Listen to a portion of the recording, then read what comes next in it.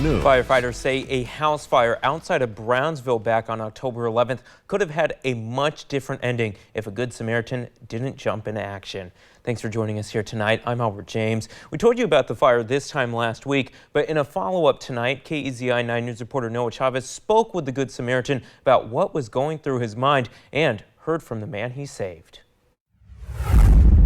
What could have been a tragedy on the morning of October 11th was thwarted by the quick actions of a Good Samaritan. Firefighters say a man rushed inside the home as it was beginning to smoke to rescue the elderly resident living inside before the home would begin burning. 1 week since the blaze, and that Good Samaritan says his actions came down to just being a good human being.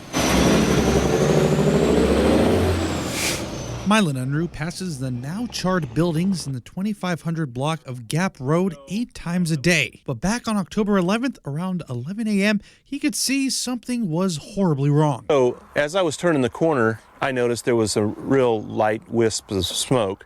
And as I got closer, I could see that there was smoke curling out from underneath the eave of the shop. With a full load in tow, he stopped to help. First thing I could do is start pulling vehicles away, and I found keys in the side-by-side, and then I raced around the house, and it was fully engulfed between the barn and the house. There was a shop building there, and it was flames. And that's when he knew he needed to check the home for anyone who may not know what was going on. Checked the door, it was locked. There's no vehicles on the yard, so I figured I had one option of busting in and checking, so I did that. The first thing I can remember hearing or remember sensing was somebody crashing in the back door. David Red was asleep in the house when it started to catch on fire. He said he never knew there was a blaze nearby, recognizing that if Unruh hadn't stepped in,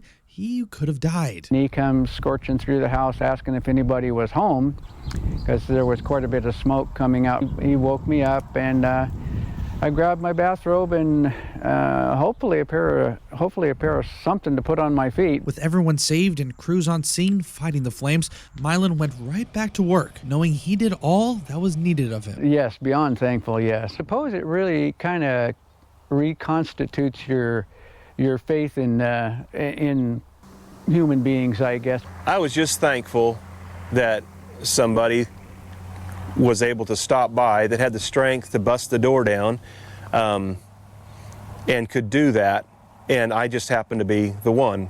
And yeah, I think everybody should be willing to give themselves to that.